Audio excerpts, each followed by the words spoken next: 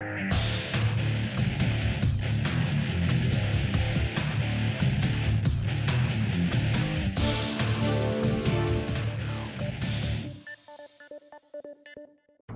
the Entrepreneur this week, you'll have to fail so many times before you succeed. And the first 2 years will be your worst years in business. And on the second part, we knew once we were done with university, that means we'd have to enter the corporate business world. So that entails working for someone to make their dreams come true. But we decided to take a different approach to that. when a once a beautiful piece of cloth has turned into rugs, no one remembers that it was woven by Ukwa master weavers.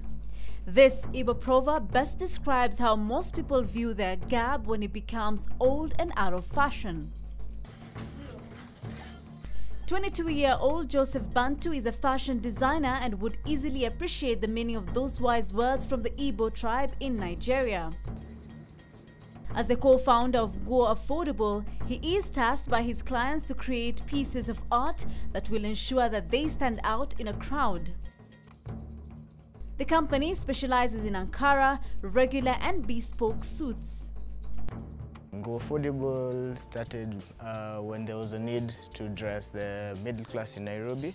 We realized like for the ladies, they had to look for good tailors who could make the fabric they bought into pieces they wanted. So we thought, why wouldn't we make those pieces and then have the ladies come and get them from our place. For the gents, we thought about affordability and quality. So we decided, let's get them suits at a cheaper price and also at a good quality. Go Affordable was founded in 2012 by the then 15-year-old Joseph with a startup capital of 120,000 Kenyan shillings.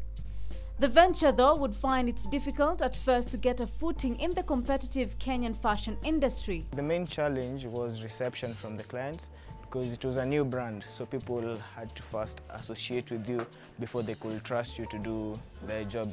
And then back when we started, social media wasn't that as much as a global village as it is right now. So we were basically venturing into an unknown field.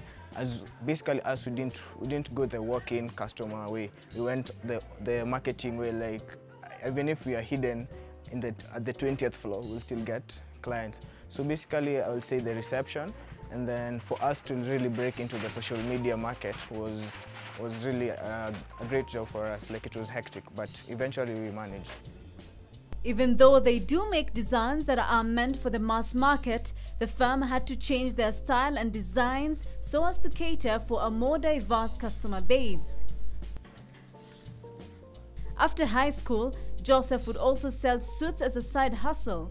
He would then work for a few months as a salesperson for Phone Direct. However, as Joseph explains, once the entrepreneurship bug has bitten an individual, it is very hard to go back to employment. Being employed is rather what the system wants us to do. Like you're taught, go to school, finish school, get employed, get family, get kids, die. So we thought about to break that system. We wanted to break out of the system. Like for most people who are employed, they have them working for money. But for us, we decided let's make our money work for us. Like we decided let's put our money somewhere and make it multiply rather than let's go and sit somewhere and wait for the money at the end of the month. So I think the other thing that also pushed us is with employment, you'll only be paid just enough to have you going back to where you want to go. But with being an entrepreneur, you get to take risks, learn more, explore, and you're not tied. Like you can do something crazy today, tomorrow you learn from it, you build on it. So it's a building process rather than employment where you'll be expected to do something from 8 to 5. But entrepreneurship, you have the freedom you wish, you have the creativity, everything. Like the system doesn't hold you at a certain point. It's up to you to decide what you want to do, what you're doing. While going against the grain might seem laudable for most people, Joseph, like many entrepreneurs, would face the old age problem of being given the green light by his concerned family. Nevertheless, with their minds made up, they would delve into the fashion industry full throttle. Our families are basically the old school families. So they were like, no, go to school, learn, get the papers, look for a job, and then the rest will follow you on the way. But I think, let me call it rebellion, is what gave birth to this. So I can say the reception wasn't really friendly, as they wanted us to go on with school, get degrees, use the degrees to get jobs. But we decided, let's show them how we can make money without, okay, school is good, but let's show them how we can make money. At the same time, balance with school, but show them that school isn't the only way or the only road through which you can get this money. We can balance both and do better on the field we wanted to venture into. Nguo Affordable sources its fabrics both locally and from the West African country of Ghana. The company also designs and makes their own prints in Dubai.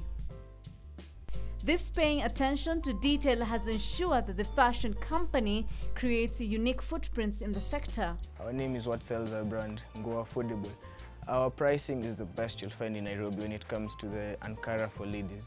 So any client who would want to get his or her fabric done at a very convenient price and at a very precise workmanship would want to work with us, because what we do is we reduce on the price, but we don't reduce on the workmanship. But what we don't have is the support from the external community on fashion. Most people think fashion is a westernized culture, like we try and bring the westernized culture into our culture.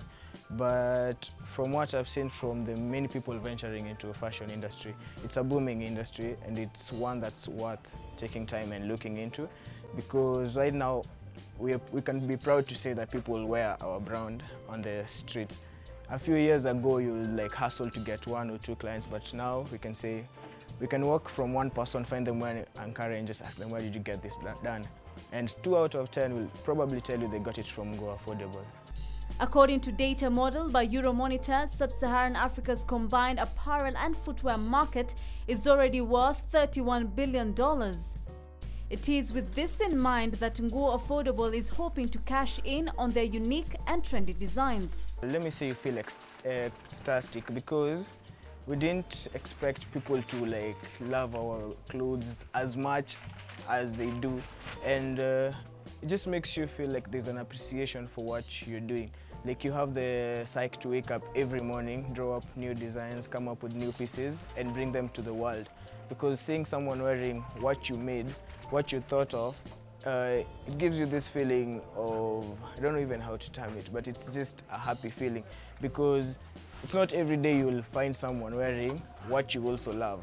Basically what people wear is what we love, because what we thought of, what we drew, what we made is what you're wearing. So in short, you've appreciated my imagination. According to an article by Amina Martha in Soko Directory, local textile manufacturers supply only 45% of Kenyan textile market requirements, while imported new and used garments and imported fabric account for up to 55% of the market. Demand for textile products in the country is estimated to be growing at 3.8% per year. As a designer, that will be one of the things I would really want to do. Unfortunately, our industry in Kenya isn't that mature, that enough for our own people to make their own fabric. It's been tried by a various number of people, but at the end of the day, we all have to outsource. Yeah, not because we can't make them, but because we don't have the machinery, the equipment needed to do that. So most of the designers out here, they prefer to venture into buying material and making their fabric, making their designs, instead of making their own fabric from their own designs. Nguo Affordable markets its apparels through social media and engaging brand ambassadors who do their designs. The company also takes part in various fashion events like Fashion Couture, African Fashion Fusion, Jasiri Live and The Initiative. Over the time, we've learned about compromising on quality. That's the one mistake that we've learned from, because sometimes you might make a design that's really beautiful, but due to the quality that you've used, no one will want to be associated with that product. So I can say that's the major lesson we've learned. And then the second lesson is the customer is always king. Because you might have varied thoughts from your customer, but if you give your customer all your thoughts, you might end up losing that client. So that's one mistake that we've made by losing many clients, by wanting them to wear what we want when that's not what they really want. Currently, Nguo Affordable has 19 employees working at both their outlet and workshop in Umoja. Clothes at Nguo affordable retail between 1,000 and 2,000 Kenyan shillings. Accessories will set you back between 200 and 400 Kenyan shillings. We want to open branches all over. We want to make it a really big fashion house.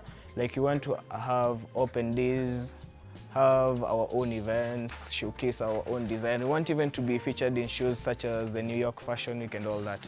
So I can say what we want for us is basically exposure. We just want to expose the brand to so many people that it becomes a brand such as Gucci or Prada, such that if you ask someone, what are you going to buy for an event, they just say, go affordable. So what words of advice does Joseph Bantu have for burgeoning entrepreneurs? It's not an easy thing to do, but it just needs commitment and passion, because you'll have to fail so many times before you succeed. And the first 2 years will be your worst years in business, because that's the time you'll be trying to figure out what your brand is. You'll be trying to figure out your market niche. You'll be trying to figure out how to retain your clients. You'll be trying to figure out how to pay your bills and balance the shop at the same time. So the first 2 years, you'll have to give it your all. You'll have to make sacrifices, but at the end of it all, don't give up and just go for what you believe in. Don't go away. The entrepreneur will be right back.